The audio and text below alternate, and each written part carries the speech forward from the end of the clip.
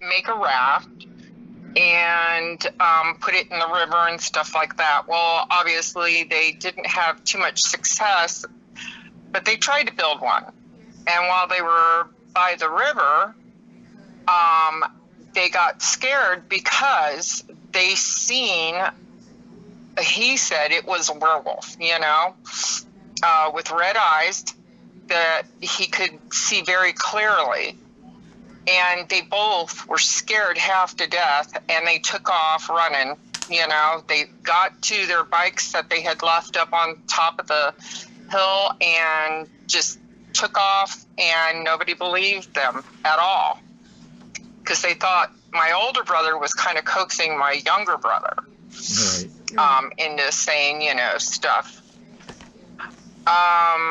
So my brother Robert had, you know, on and off experiences with, you know, seeing something, you know, but not knowing precisely if it was, you know, a werewolf. But he always had dreams about, you know, werewolves coming into his life and stuff like that. Now, obviously, until I found, like, you know, a couple of different channels, I didn't know anything about Dogman. Right. So, and neither did he. And unfortunately, it was after he had passed that we discovered everything as far as Dogman was concerned. I mean, we heard of Bigfoot and everything, and my youngest brother claimed that he had Bigfoot encounters because back in the 60s, you know, you could hitchhike all over the place and catch rides and stuff, and he would camp out, and he hitchhiked all across, you know, the United States, and he was, I guess what you could call a mountain man. Right. But with my brother Robert, he had one experience that I clearly remember him being so shook up about, and that was, we were living in Washington State at the time, and there was a little tiny town called Nighthawk, and friends of ours were mining gold, and there you could, you know, claim the gold mine as yours as long as you mined so much. And so that's what they were doing, and he would go up with them, and they would have to hike in. And I'm talking miles and miles into the, you know, terrain. And so they had put a school bus up there, and they had it up on blocks for, you know, people to stay in, that, you know, instead of being out in, you know, the tents and stuff like that. Right. So there was one night that my brother, you know, they had left, they had to come back into town, but he said he would just stay up there and he would, you know, continue what they were doing. So they left their dog and they left him up there. And how they got the school bus up there, I have no idea. But they drove it until they just could not drive it any further to get up there. And he went ahead and went in to go to sleep that night, and they had a generator that they used for the, you know, light and everything up there. Well, the generator had quit, and he had gotten up to go out, you know, to restart it because he was still reading and everything. And the dog started growling. And then the dog started acting very peculiar, so he thought, well, must be a bear. So he decided not to go out. Then all of a sudden, the school bus started shaking. And it shook so badly that he thought it was a bear. But then it knocked the back end of the school bus off the blocks. Oh. And it it had rolled onto its side, and my brother was scared half to death. The dog just was cowering down and everything. And he said he could hear these footsteps. And then he realized this could not have been a bear that did that. So he was scared half to death. And, he was disorientated and everything, had no clue where the gun was or anything like that he had brought with him. And everything was just in disarray and stuff. He waited until it was sunrise before he tried to get himself out of that school bus and get the dog out. And then he had hiked down the rest of the mountain. We got a phone call saying, from him to please come pick him up. We went and picked him up. He was so shook up. He looked like he had been through heck and back. And he said something happened. Something happened up there. He said, I swear it had to have been either a Bigfoot or a dog man. Oh, well, not dog man, but a werewolf. Right. And he said something turned the school bus onto its side. So he refused to ever go back up again. The people that owned everything up there had come across, a lot of tracks and stuff, and they said it was not a bear track or anything like that. So they were pretty sure that it looked like a huge wolf foot, but looked like human too. So my brother was like, it's a werewolf. He's like, they keep haunting me, Yeah. Right. I wonder if maybe he didn't have nightmares maybe from seeing that stuff. Okay, so he had nightmares. But what was really weird is, like, me and my sister also had graphic nightmares. And me and my sister would have nightmares of werewolves at the same time. We would dream similar dreams. They would be kind of a little bit off, but me and her would dream the same dreams of werewolves. And my brother Robert was like, oh God, I don't understand what's going on, because he would say, hey, I dreamt too. So nobody would believe my brother, though. They all thought, none of the adults, and the kids would make fun of him and stuff like that. So he started shutting his mouth as far as, I seen this wolf man, Right. And nobody believed him. So that's why, like, as I got older, I realized that, you have to start believing, that there are things out here that we have no idea about. I have encountered things that I can't even explain. Right. But my brother had lung cancer, and before he died, on his deathbed, he said, my nickname is Squeak. So he's like, Squeak, that all the things that happened to me when I was young with the Wolfman, it really is true. And you need to let people know that these things are out here. Because he had also had another encounter, but it was by water again, and it was close to where they had the raft, trying to do the raft, and it was something swimming under the water, and he said whatever it was glowed like, and he said it was huge. And then he said he just didn't want to mess with water anymore. Right. Right. And he was younger, so he had no idea what it was. He said it wasn't a alligator or crocodile. You don't really have those in Maryland at all. Right. But he said there was something going on as far as that was concerned, and he had no idea. I know that my uncle had told me, because he worked for NASA, and he said if people knew what was in the water, they would never go in it.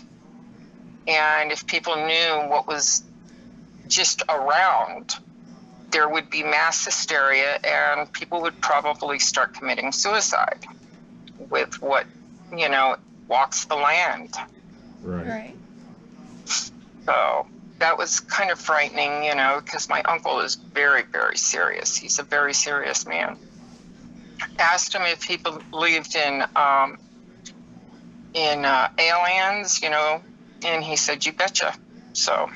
Right. But I will tell you a couple of incidences that happened to me. So the one house that I had lived in, with my kids and stuff,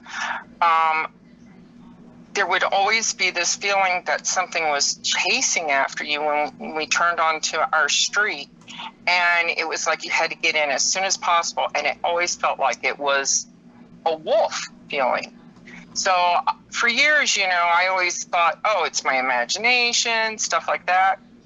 Well, come to find out, my daughter was like, yeah, I hated that house because every time, I'd come home late, because she would have to work and stuff.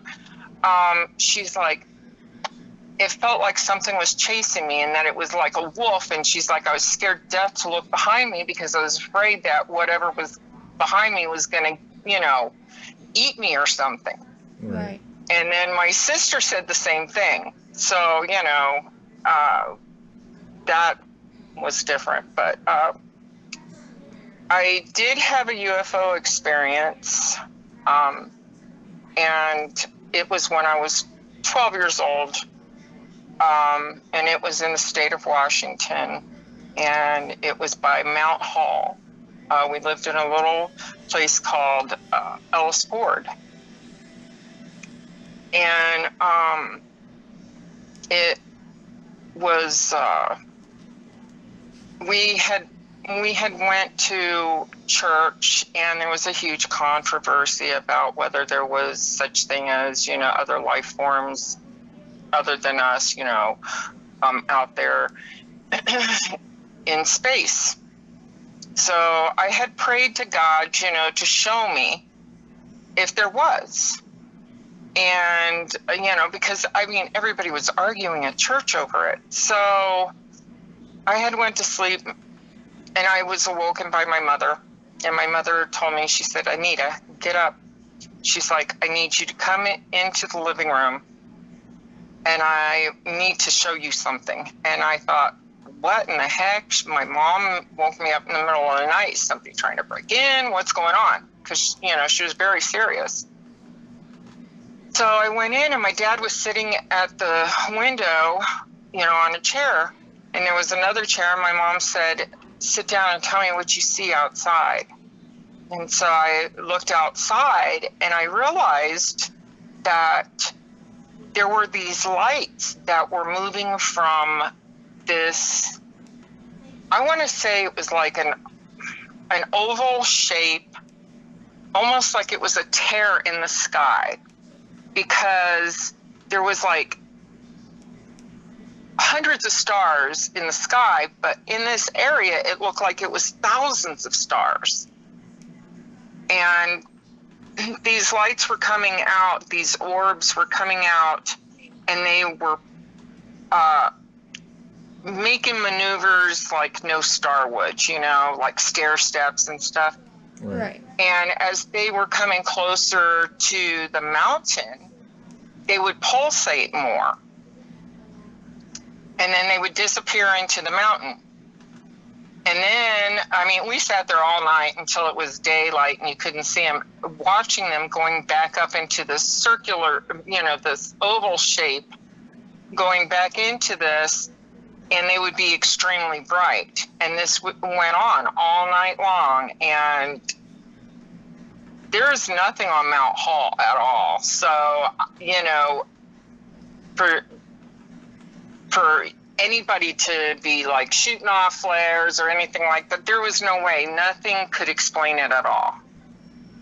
So I knew at that point in time that my prayers were answered. It freaked me out because I told Mom, I said, Mom, I prayed about this. Right. And so I had told my, pastor and everything about it and stuff. And, back then a lot of people just didn't believe you. So, but that really did happen. And after that, I mean, if you watch the skies, you see things that you can't explain, because I've seen them before, and I know that those are true. But I also had other experiences. I lived in Virginia when I was younger, and we had moved into this house. My mom had found a house that had 14 acres, and it was a house that actually had running water and electricity for $40 a month. Oh, that's good. That was really good. Yeah. And then, but when we went to go check it out, I did not like that house. I was little. I was 8 years old. And I did not want anything to do with it because I kept feeling things touching me and stuff. And I was scared, And I told her mom, please don't, make us move here and stuff. Well, we ended up moving there. And there were times when we would leave, the lights would be off and they'd be on, or either the lights would be on and they would be off. By the time we'd come back, you could always see somebody, looking out. So I would tell my mom, there's something here. And she'd tell me it was my imagination and stuff like that. Well, I had instances where I had woken up in the middle of the night, and I would scream because there would be somebody in the room right there. It was like a shadow, but I didn't, know what was causing the shadow and stuff. And Mom would tell me, it's just your asthma, you're having a bad dream, go back to sleep. Right. So things were just always off, and you could set something down, you come back to get it, it's gone. So, of course, my mom or my dad would be like, hey, what'd you guys do with the keys? We just had them here. Where are they at? Go get them. Well, we, didn't do anything with them. Right. So the thing that scared me the most was there was one time so in order to have water running, you have to go down and you have to prime the pump down in the basement and have somebody up in the top turn on the faucet. So my mom and my sister were gone, and my dad and me were the only ones at the house. So my dad told me, go upstairs. When I yell for you to turn on, the faucet, turn it on. So I'm standing there waiting for my dad to tell me this is daylight, to, turn on the faucet and stuff. And all of a sudden, I get this ice cold chill. And this is in the middle of the summertime. I get this ice cold chill down my spine. And I hear this breath by me. And then in the most horrific voice I have ever heard in my life, it was like gravelly, I can't even describe it. It said that I was going to burn in hell.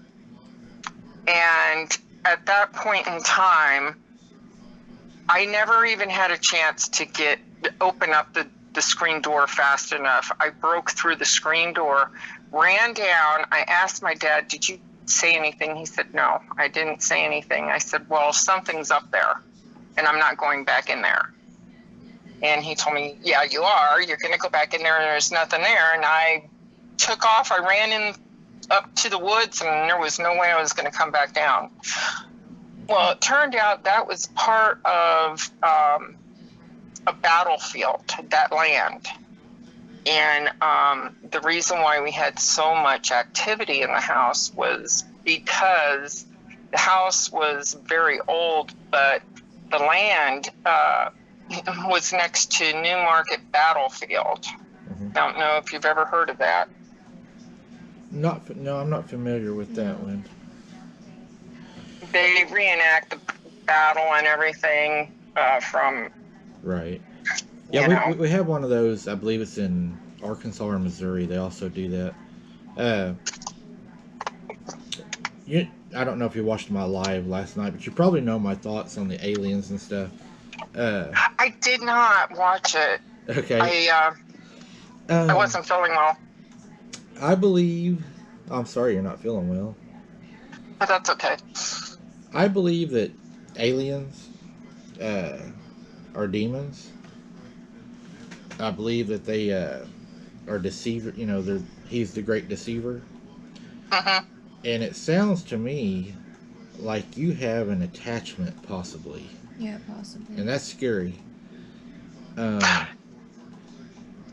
know, I have to tell you that ever since I was very young, I'm talking very, very young, I have been able to see things and that nobody else can see, you know, that you know, like shadows or whatever. Right. Like how many years has this happened?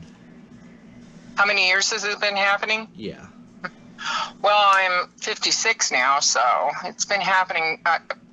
The first memory I ever had was, and I know people say you can't remember, you know, since past a certain age, but I was a toddler, and I remember my mom had the sewing machine, and she had woke up early because my dad would be up at 3:00 in the morning. He's got to be at work at 5.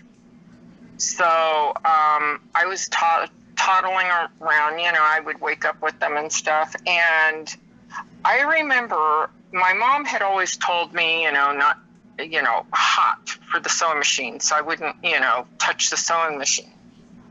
And I remember going by the sewing machine, and she said, now you leave that alone. You'll hurt yourself. And then she always unplugged it. But she went in to start my dad's coffee, and she thought I was behind her. And I remember getting pushed into the sewing machine, and I remember I was falling, but I remember my hand going right underneath the needle, and it had went straight into my needle. The needle had came down and went straight into my finger, almost went through my finger. And I remember specifically being pushed, and there was no way that I could have had my hand where the needle was, because I should have grabbed a hold of the cabinet. I was too little, you know? Right. Yeah.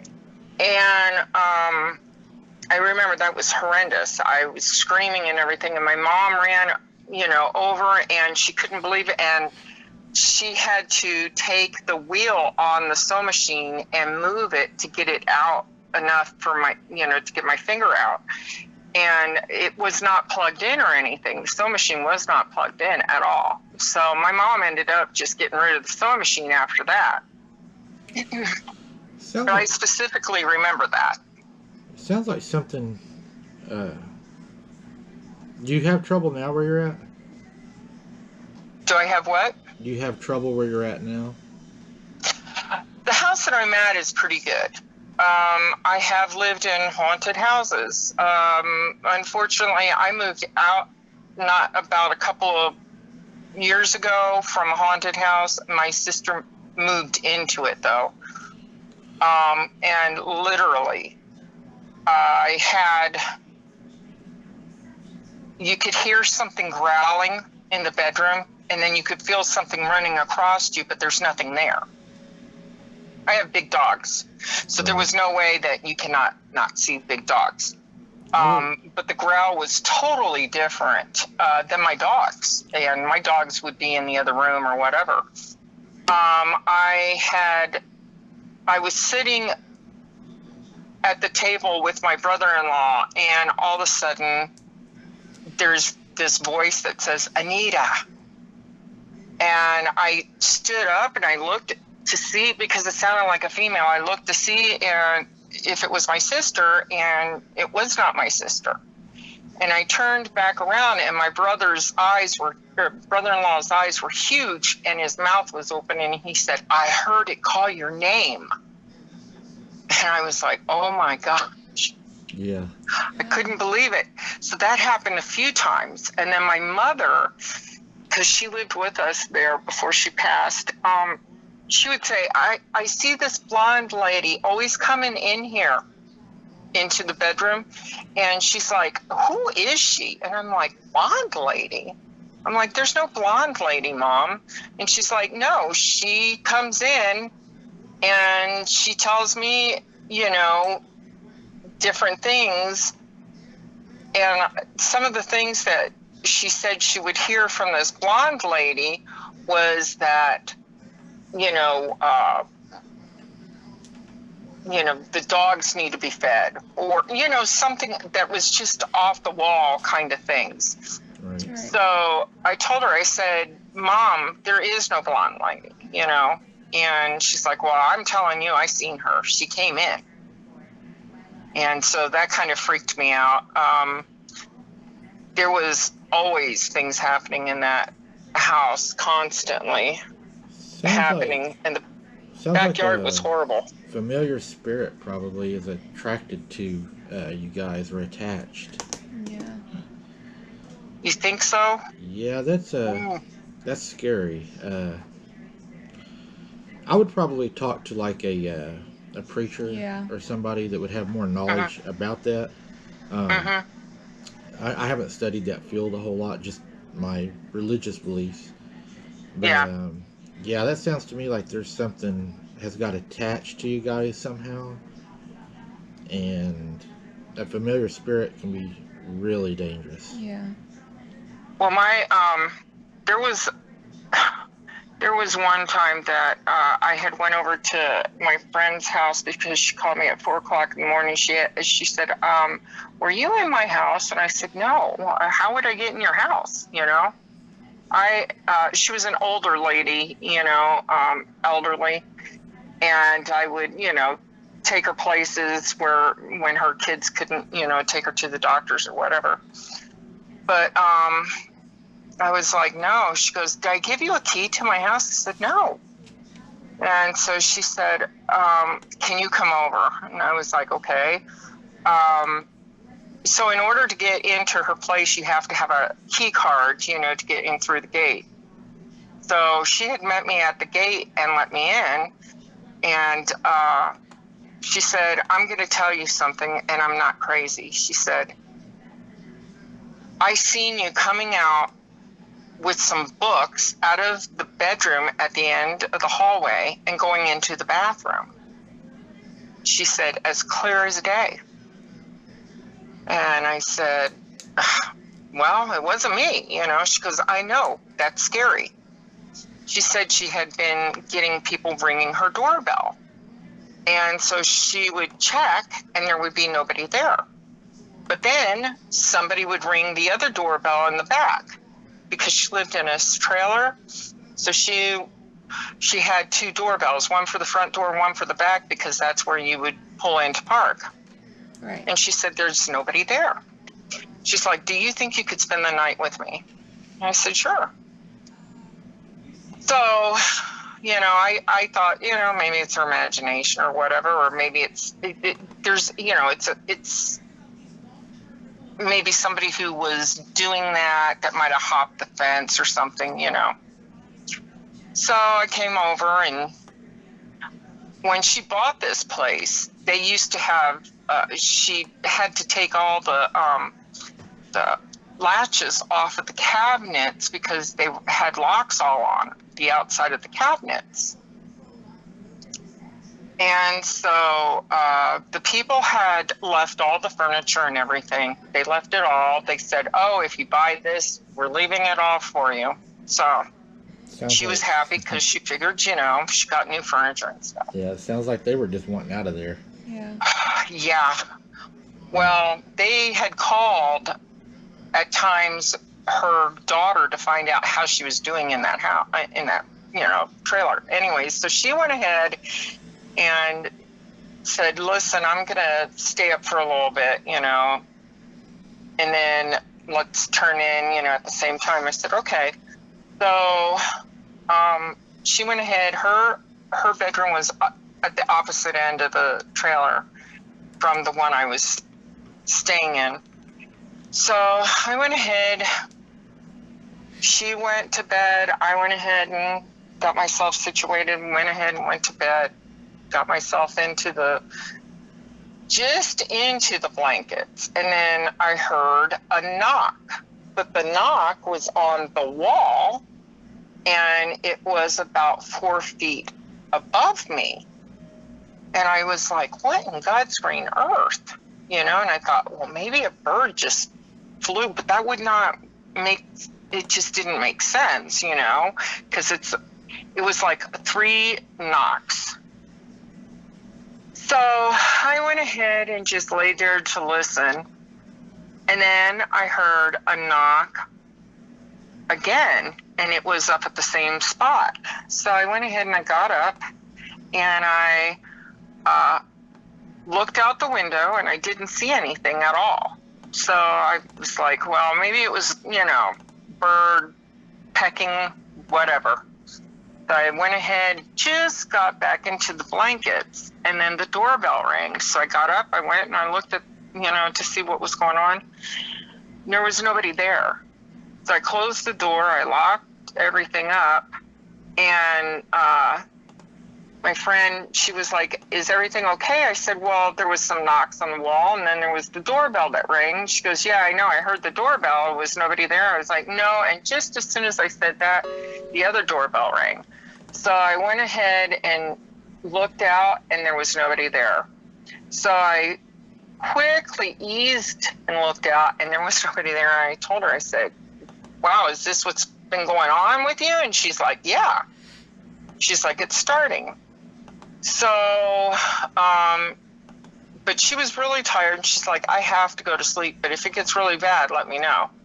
So I had went ahead and started to doze back off, and all of a sudden I heard a loud thump underneath the floor. Now, this is a trailer, so, you know, it's got the skirting around it, and there wasn't any way that anything could get underneath that.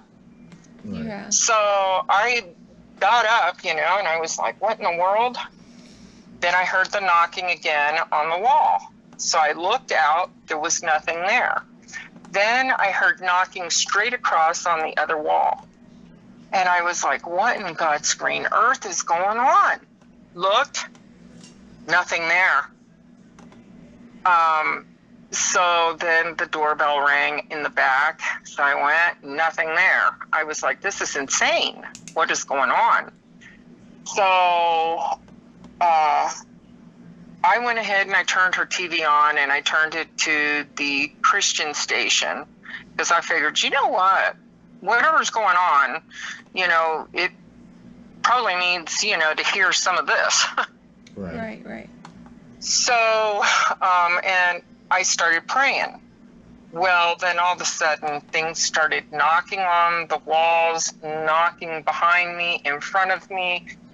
The doorbells were ringing, whatever was underneath hit up underneath and everything. And I was like, oh my word, you know, I just pissed something off. All of a sudden, the blankets flew off of me and flew across the room. I jumped up and I ran and I jumped on my friend. I was like, you gotta wake up. There's something really bad going on.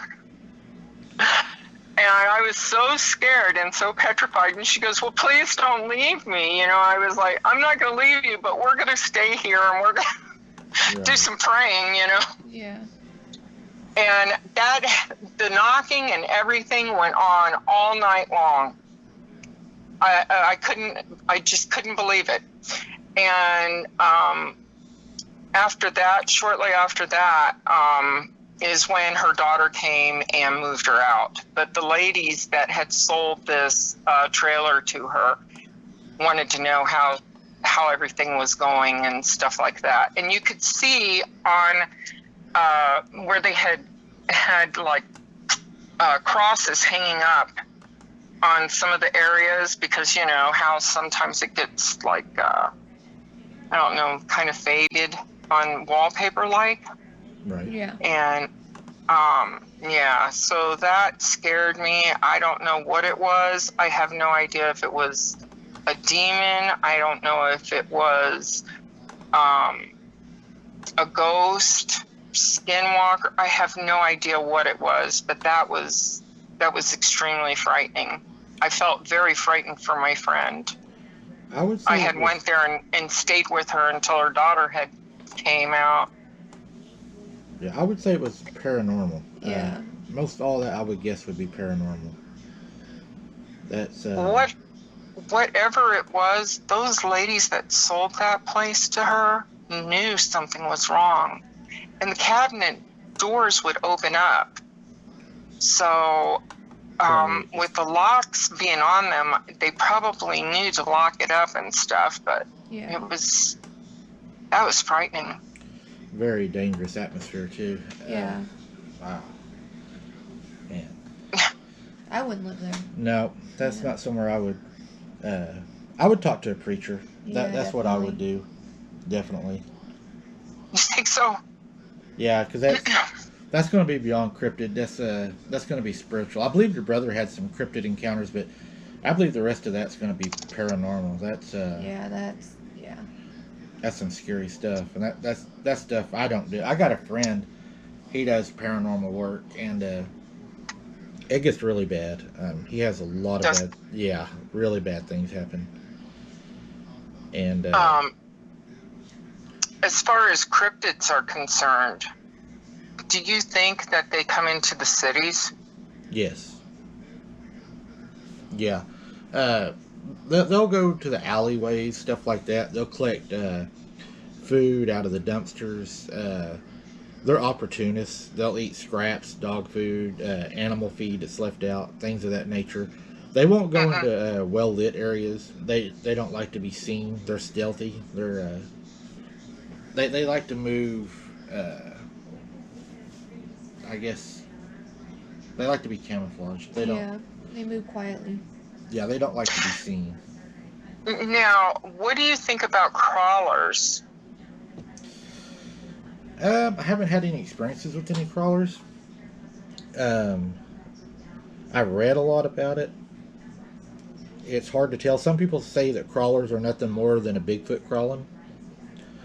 So I would have to research more on that. I know that there is like lizard-looking creatures. I've seen one of those. Mm-hmm. Really? Oh yeah, the Bigfoot, the werewolf. People call them a werewolf. They look like a werewolf. I've seen one. Definitely. Yeah, they're definitely out there. Yeah, definitely. No doubt. Now, because I wondered if it wasn't a reptilian that my brother saw when he seen something swimming in the water. Very well could have Yeah. been. That's where we had most of our spottings of those, is by the lake. By the lake? Yeah, in the swampy parts of the lake. The real dense, swampy areas. Because his was in a river, a small river. It goes through Savage, Maryland. And he was freaked out. I would say kind of even more so. Yeah, the thing we saw, it was really weird looking. It had Yeah. yellow eyes. It was really weird looking. Well, he said it was glowing. So maybe it... I've never experienced anything like that. That it had like a glow to it. I was thinking that maybe it was a shimmer or something, for like maybe its skin. Could have been. Could have been the sun hitting it just right. or Yeah. or the moon. Because it was during the day. Oh, was it during the day? Yeah, it could have been the sun. Yeah, because most of his encounters have been during the day, which is shocking. Oh yeah. Because you would think that they would not be out and about during the day. It'd be more night. Most of the time they're not. But they did try to. One of them tried to abduct my little cousin during the daylight too. So I think it goes to opportunity again. They're opportunists. Yeah. Yeah, my brother said when he thought in his head, that there's no such thing as, monsters, that werewolf, or whatever you want to call it, dogman, grinned at him. Like it thought, it had, his thoughts were being read by this thing. Right. And he felt like that because he had other like encounters as far as like scratching up high, knocking, on where he was living at. There was like a drop to where you could not have somebody up that high, knocking or scratching, right. When he got into his 20s, and he felt that it was whatever it was that he had encountered again. And just the fact that he had nightmares and stuff, and then my sister and me having nightmares also, me and my sister always have these dreams at the same time. So I can call her and I can say, hey, I just had a horrible, werewolf dream. And she'd be like, I did too.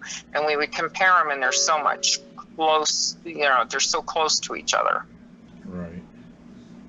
And I always wondered, because my one aunt, she was from Finland, and she said that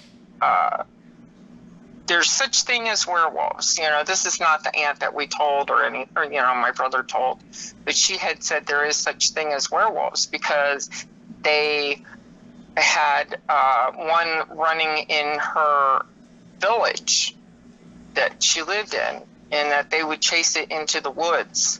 Right.